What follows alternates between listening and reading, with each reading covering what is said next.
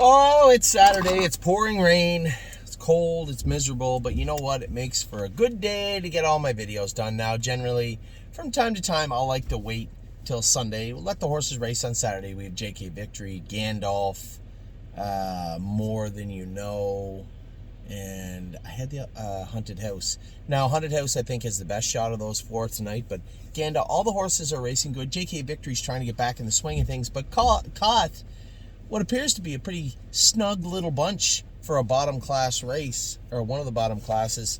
I told Harry today that I did speak to Ron Burke, and I think we'll be sending JK Victory back to Indiana on May the 1st. That's when his barn opens up.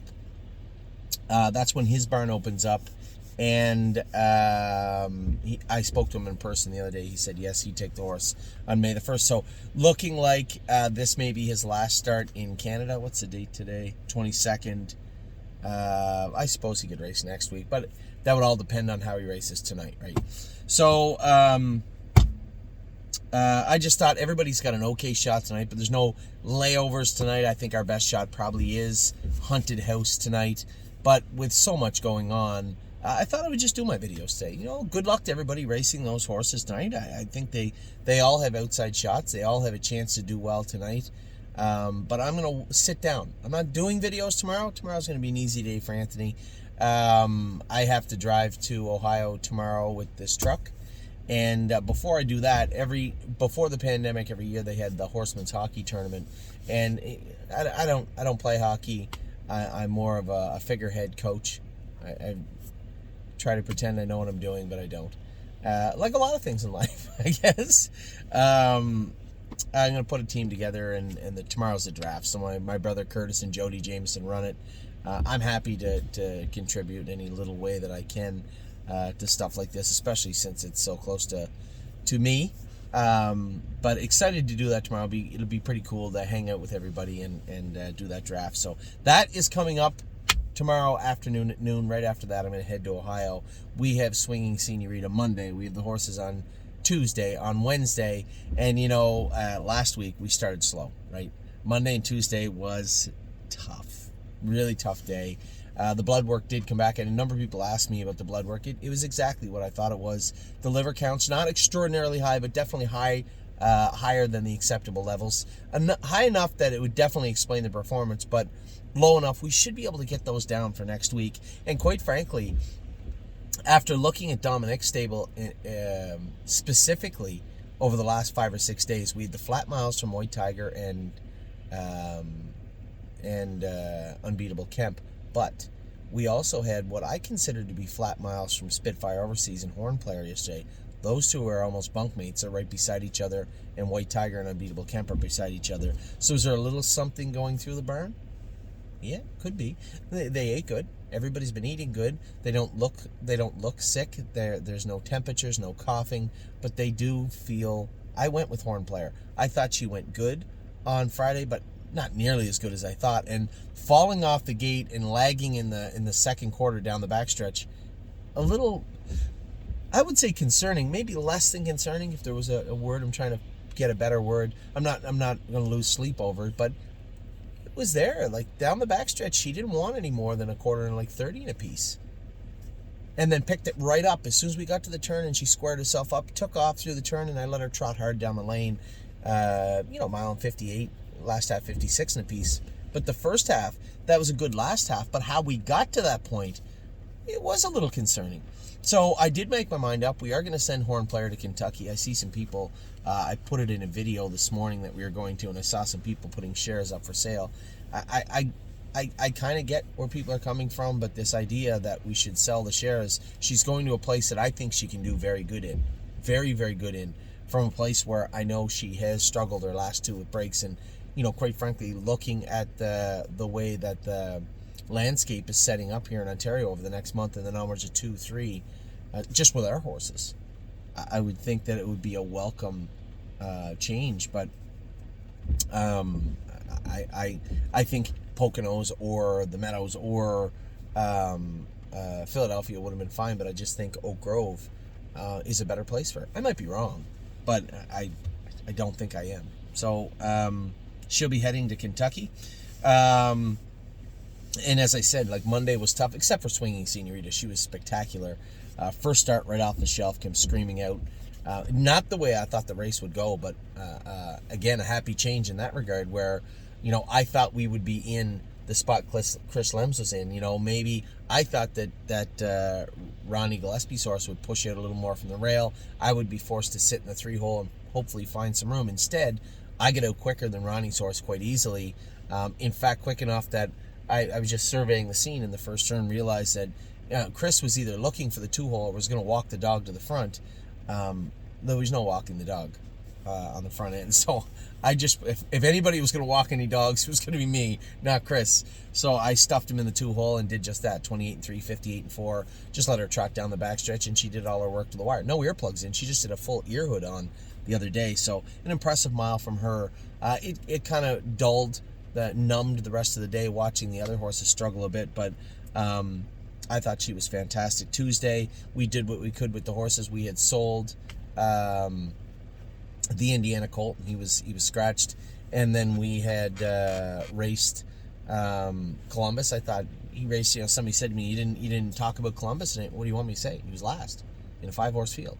He did what he could. He's an okay horse, but he's not a stake horse. We're not going to say, "Did you see Columbus race last night?" No, he's just a horse. He's going to go through the motions and pick up some prizes and do well at the fairs and do okay in the Buckeye, but he is what he is. And I'm not disappointed with him. If I thought he could and should do more, I think he can a little bit, but he's proven that this is where his comfort zone is. 1, he trots. 2, you can put him on the gate. 3, he doesn't make breaks. Pretty hard to fault the horse. He just is what he is. And in regards to Monday, again, I was talking about the blood work that did come back. Horn Player's a little screwed up. Spitfires wasn't as bad as the other 3, but on the track looked as lethargic as the other 3. So either he was there or is headed in that direction, but he wasn't himself for sure.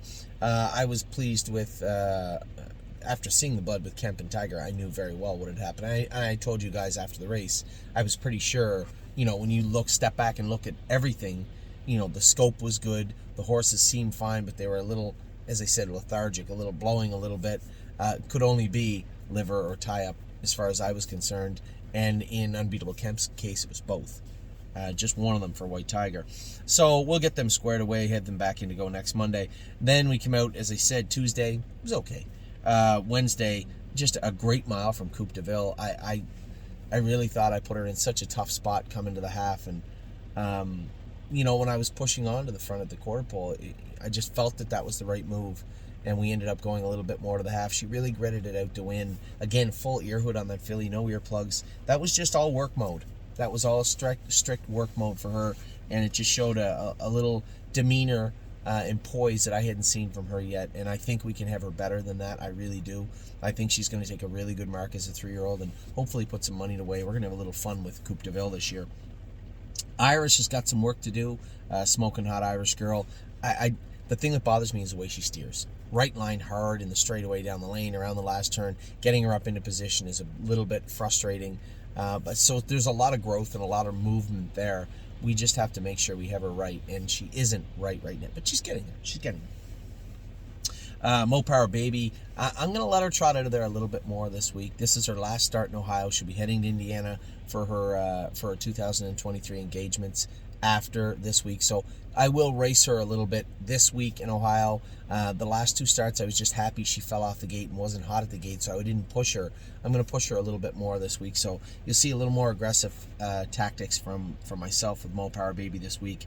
And what a mission. Just what a huge mile. Horse was amazing. He did get interfered with behind the gate. We got the IX because it was fair. And then the movie put on them, and then to run that horse down, just watch the race. Somebody said, 59. Guys, he started 15 lengths back at the start for sure. His mile was not in 59. I can guarantee you that. I think we're going to have a lot of fun with him too. If we can just get him, and I think just a little more repetition, a little more work, he'll become a little more grounded. But he was really, really good the other night. That was Wednesday. Thursday, I had left because it was my wife's birthday on Thursday. Got home in time, brought her the pulp. She was pumped about the pulp. And the boots fit, by the way. They fit. So all was well. with the boots I had bought her, the Blundstones I had bought her. So that was good. And then to watch Landing Strip go and qualify, great. Jason Merriman went with him, said he was very, very good. 2 minutes last quarter, 29. It's a good mile for that horse. Probably ready for about 57, 58 at Oak Grove, which should put him right in the winner's circle, I would think, in the maiden trot. Happy with what I saw from Landing Strip on Thursday. And Patrick de Piranha. You know, one, give credit where credit was due. Mitchell Cushing did a tremendous job driving that horse. Just a real good job with him. And the horse was ready to go. I mean, you know, I went too much in the qualifier. There's no two ways about that. But he was ready to bounce, and he certainly did. It was a 51-3 after a 51-2 qualifier. It was a bit of a walk in the park for Patrick de Piranha, and he was just fantastic. Again, Mark and Melissa do such a great job with him, and he was very, very good. And then, you know, to come home, you guys knew what I was looking forward to all week. Yes, Swing Senorita. Yes, even What a Mission. I wanted to see him trot because he felt so strong. I was excited to watch Patrick de Piranha race. But everything in my mind all week paled just a little bit in comparison to qualifying Brace for Landing. You guys know how I feel about this horse. I wish he was just a little bit heavier. We may be having a different conversation and a different state path for him than we are. But that's okay. That's no problem. That mile from him yesterday was absolutely incredible, and I don't think I touched on it enough. He qualified in 55-3, open bridle, no head check, ear hood on. All he wears is a Murphy blind, a bit burr, bell boots, trotting hobbles, and some of that he probably doesn't even need. For him to go out and do what he did the other day, I mention a lot of this with our sophomores, and you'll hear it with our babies, the poise, right? To understand your work and pay attention to it. He different horse than last year. Last year, it was just overpowerment, right? He was stronger or faster than the other horses, but when he got to the Meadowlands and push came to shove, he didn't look as shiny because he didn't understand, right? This year, he's got it all put together, and I was just so impressed with his performance the other day. And he's not going to race next Thursday, by the way. We're going to give him a week. Anytime we can give a little distance between race to race with Brace for Landing, we're going to do everything we can, all the tricks up our sleeve to put weight on this horse. And I appreciate all the emails and messages, by the way. Hey, I knew an old horseman that tried this, or this is what I did to put weight on my horse. I appreciate that. Everybody's input, whether we had already tried that or not, is always appreciated in that regard. And I just think we're dealing with a real powerhouse of a horse. I know that James isn't going. I felt bad a little bit for James. I laughed a little bit with him after, but it kind of pissed him off at the time. Dominic had entered him and put James down on the qualifier, and I said, I don't generally say this, but I'm qualifying Brace for Landing, by the way. And James was down on Bob McIntosh's horse in Brace for Landing, and I thought when I told Dominic, I just assumed that James knew. James told Bob McIntosh he was going with Brace for Landing and ended up with no drives in the qualifier. Somebody said, oh, James really qualified Brace for Landing. He looked awesome. I said, yeah, James definitely did a good job there. But, it was me that went with Brace for Landing. So really impressed with his mile. And then later on, you know, to unpack the whole qualifiers, I went through the whole qualifying video with you guys. Really impressed with Brace. Carter Michael Deal looks so good. Who else looked really good? Gypsy made a break. I think we got to the bottom of that. His feet were a little sore. We took his blood to make sure that he didn't tie up today, but I don't think he did. I think his feet were just a little tender. He had good shod. We took the flip-flops off him, and probably not the timing to do that, but nevertheless, still a mile and 2 minutes, 28 and a piece on the end of it. I think a pretty good last half, so he's well positioned to go a mile 55, 56 next Friday. Eva, my filly, I put her up for sale. Was a good qualifier from her, actually. I was happy with her. Happy with everybody. Just Euphoria. We're doing a little vet work on her today. We opted to. I gotta text the blacksmith and tell him to belay that order. We're not going with. I talked to Dominic and said, we're going to change the aluminums, and talk to the vet and the blacksmith, and we were going to change her shoes behind. But after talking to Dr. Grosenbacher, and he looked at her, thought her hind ankles were pinching her a bit. Probably better to just inject those hind ankles. You don't have to do both. You don't have to change the shoes and do the ankles. Why don't we start with the ankles and go from there? I don't think it makes a whole lot of sense to just throw her back into qualify. let's make sure we get it right. So we're going to school her, put a bigger head pole on the inside of her, take the line pole off the outside, tighten her hobbles up 2 holes. This is all stuff that I spoke to Dominic with after she made a break going into the first turn. So just a few little changes to be made on her, and I don't think we need to make many changes other than Renegade Gypsy, other than just to put the flip-flops back on him for now. So that is where we're at with the 2 mistakes. The other horses, all the other horses, I thought qualified rather well. Well, you know what? I don't want to leave anybody out. I did have the qualifiers right here, so it'll take me 1 second to go over them. We had the break from Absolute Euphoria. Horn Player, I thought, did her work well. 58 last half in 56 and a piece, 56 and 3. Again, I think the right move is Kentucky. I can tell by some of the shares being sold that maybe people don't agree with me, but this is one play on a chessboard of the summer. I can tell you one thing. Our entire what we do from here to August will be geared towards trying to get her fast enough, ready enough to race in the casual breeze. That's the plan. That's the hope. Right now, there is a wide berth between the casual breeze and where she is now. How do we get her to there? Is that possible? Does she possess enough talent and speed? I believe so. We have to get that confidence up and get her strong again. And I think racing her in the Meadowlands or trying to race her against horses that are going to go faster at Mohawk is the wrong idea. I'm really torn on Pennsylvania or Kentucky, but when it comes right down to it, you race for more money in Kentucky in a watered-down field, and she should get in every week. So that is what it boils down. Remember, Pennsylvania, when push comes to shove in those non-winners races, it's Pennsylvania owned or bred first and foremost. Those 2 things are the driving force behind what I had my decision to send her to Kentucky. So it was that. And then we went out with next Carter Michael Dio. We didn't have anybody. Nothing in the 4th. James said he had somebody else. Nothing. Oh, Stay Close. I almost went over Stay Close. So 2 paths with Stay Close. Take the hobbles off him and try him like that, which is a possibility, or put him in to go. I think Stay Close, I'm going to tell you right now, I think he's ready to try 53, 54 if he had to. Let's say a solid 54, with or without hobbles, if he doesn't make a break. We've never trained him without them fast, which you may say, well, shouldn't we train him first? No. He's a smart horse. The way he feels, I agree with James. I don't think he needs the hobbles right now, but we'll see. If he's in, this will be a conversation. Actually, you and I are in the same boat. I'm going to step back. This will be between James and Dominic, and not me or you. We're not making this decision. That'll be between those 2, and I'm fine either way. Right now, as I sit here in this truck, I am fine either way. Race 7, Carter Michael Qualifier 7, Carter Michael Dio. He's ready to go, man. He looks so good. He looked fantastic. Brace for Landing, as I said, looked great. Now, James shouldn't be too upset. Oh, maybe. The one he was supposed to go with made a break and was beat 16 lengths. Okay. And then playtime for Eva, 2-2, 30 and 2. What was her last half? Last half in 1 minute and 3/5, big girl. And then we went to Renegade Gypsy, 2 minutes and 3/5, 29 flat on the end of it. They got him charted 30 back at the half, which is 6 seconds. That's a half in 102 and 4.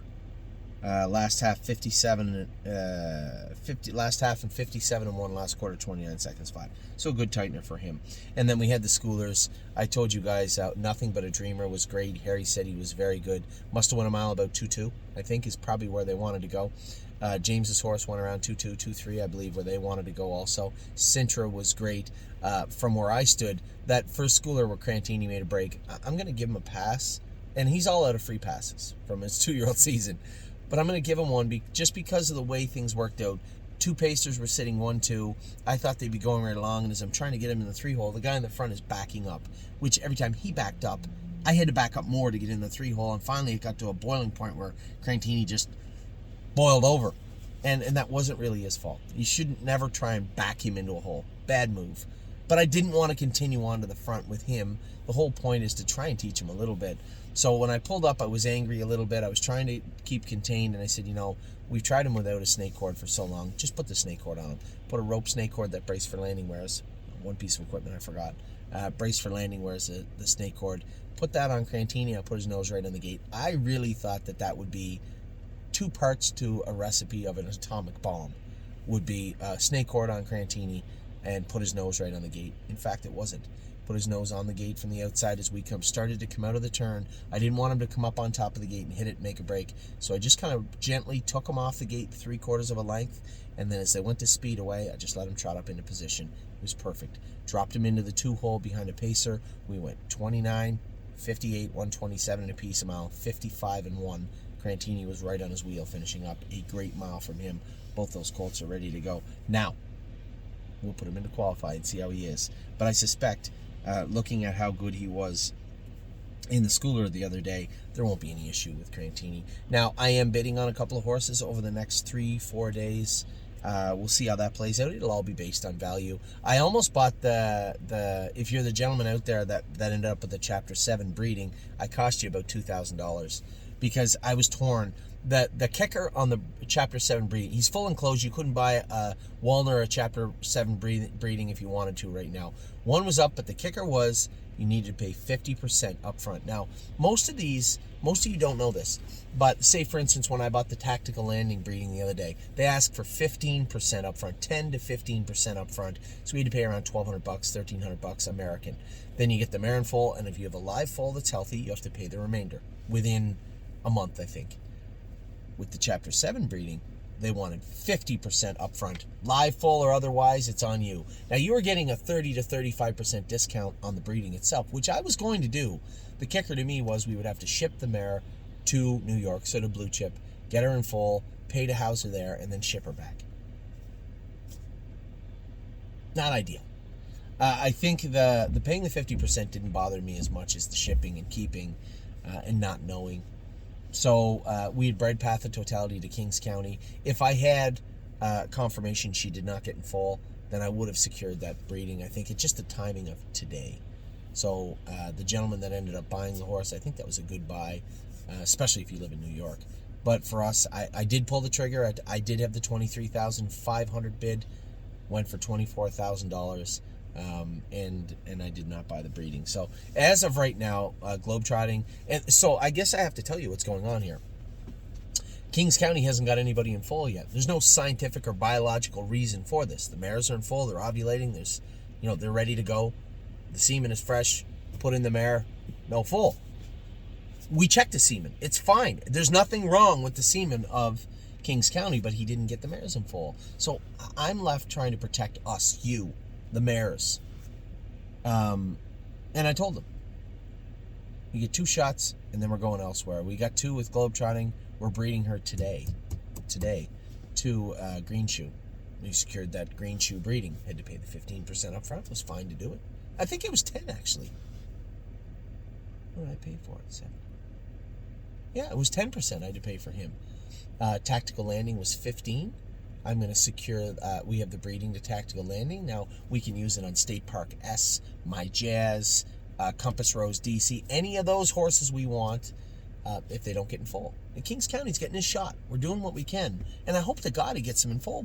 We waited, we bred him, we paid all that money to check his semen and ship him all over and collect it and breed the mares. Because I want to see Kings County do well, but he's got to get the mares in full. So I'm trying to hedge my bets. I can't buy a bunch of breedings because we may not need them. But I'm trying to hedge my bets. So we did the Green Shoe with globetrotting. We've done Tactical Landing. We have the breeding sitting there whenever we want. And don't kid yourself. I'll buy International Money. We bred a Glare AM2. And we'll continue to buy breedings. And I tried to pull the trigger. I had non-buyer's remorse right away when the hammer dropped. Like, I should have bought that. I should have kept going. I just opted not to. What is this person doing? Oh, yeah, person. So happy with that. We sold some horses last week. They're gone. You guys knew who and why. We had purchased a horse. We purchased the gray mare, Era of Love. I'll tell you this much. A little bit short, but Jason McGinnis and Jason Merriman trained her on Friday.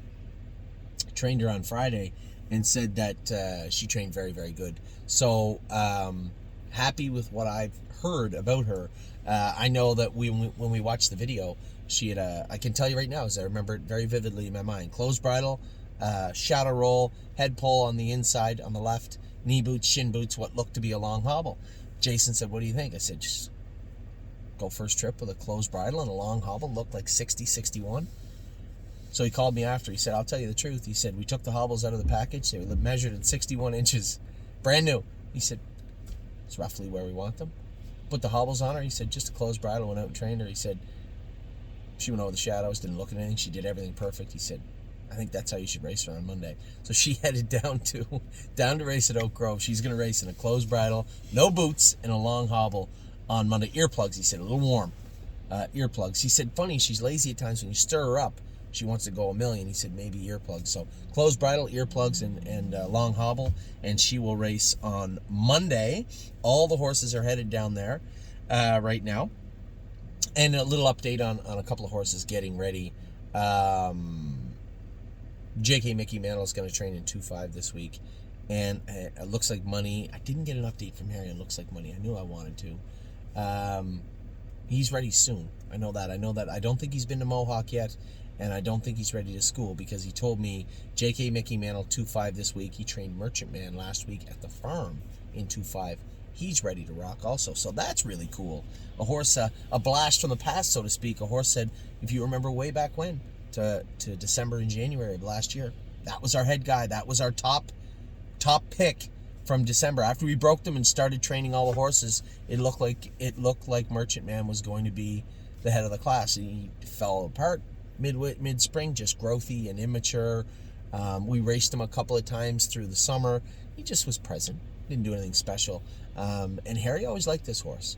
Harry took his time with him. I gave him all the time in the world, and he said he's ready to go. He's ready to go now. So I think you'll probably see him school this Friday also. Another busy week coming up. We have 2 qualifiers forward for Spitfire overseas. He'll need them both. I don't know if they're going to opt to just race Carter Michael Dio or put him into qualify again. I'll leave that up to him. Brace for Landing's done with his qualifiers. We're not going to race him next week because it would be Thursday, I believe, and I'm not here Monday anyway, so it'll be the following Thursday. So 13 days, 12 days from today, Brace for Landing will go behind the gate for his 2023 debut. That means when I'm home, we'll train him probably Friday, Saturday. And then I'll be back to drive him on Thursday. I won't be driving him. It's not my plan to drive him all year. It's not my plan to drive him when we get to the good times. But I do want to drive the horse right now. He's not very finicky, but I get along well with him. I know him well, and he's super comfortable with me, and he'll be fine with James. I guess my only concern is James has his own horse, Hasty Bid, that will be in the good times also, and he's a really nice colt also. So do I want to put him in a position where James is going to drive both of them, and then at that point I can go and drive him? Fine, I'm okay with that. But for right now, his first start of the year, I'm going to drive him in 12 days. So Brace for Landing, I'll mention him a lot because I think he's a real good horse. Like that mile in 53 yesterday, I think I could extrapolate easily and just say he trot in 53 right now. Or the mile in 55 and 3, I think he could trot in 53 right now. He doesn't have to. He fits in almost a 2. So, lots ahead. Just so much going on right now. So much to talk about. I have spoke for 28 minutes, haven't talked about a baby. Not once. Not one baby. And I can tell you the way they're training has been incredible. Very, very, very uplifting and very exciting. The way they've been training, the way they've been doing their work. The reports I got out of Ontario for the ones on Wednesday was great, and the ones that I saw go in Ohio. Man, oh man. I would say we've had 20 to 30 babies go a mile and a half and trot and pace the last half in 104 to 107 already. And that may or may not mean anything to you, but what it means is, 1, they're carrying their speed well. 2, they're making speed. This is in a jog cart on a half-mile track, well, in Ohio, in 5/8 here. 2, they're making speed, and they're doing it very, very well. Our open house, as I said, will be May the 13th at Northfield Park. I'm a week late. I should have been putting these flyers out. I need to start putting them out this week. I'm going to ask Kelly to send them to Staples or whatnot in Ohio. I'll pick them up and start handing them out this week. Monday I'm in Miami Valley. Tuesday I'm not doing a whole lot. I don't know what the weather's going to be like. If it's nice, I'm just going to start putting them on doors in the neighborhoods around Northfield Park. And then our open house in Ontario, we switched, a little different. We're going to Grand River, and the reason we picked Grand River is because they're going to accommodate us on May the 28th. And on May the 28th, the starting gate is going to be out. So this will be actually a schooler / open house baby day for us. I don't think the Stacys will be coming, but Louis Philippois did have some interest in coming. I'll be talking to everybody that has babies on the farm at First Line, and if they want to come out, you want to school them, because they'll be schooling. If you want to school them on May the 28th, we're going to do so. So that is what is going on at the stable. And you know what? Most of the time when I'm done these videos, I feel that you're completely updated and well-informed. But with so much going on, I'm certain I missed something. So we'll be talking about everything. Everything I talked about and everything I missed over the next few days. But for right now, I believe, for the most part, you get a pretty good idea of what's going on. A lot going on at the stable. So with that, I'll let you go. I'm going to go get the kids. We're going to go grocery shopping while Amy is out having lunch with her friend. And maybe then, we might just crash the party. Maybe we will. Anyway, I will talk to you all soon. Have a great day. Have a great weekend. Have a better next week. I'll talk to you soon. Take care.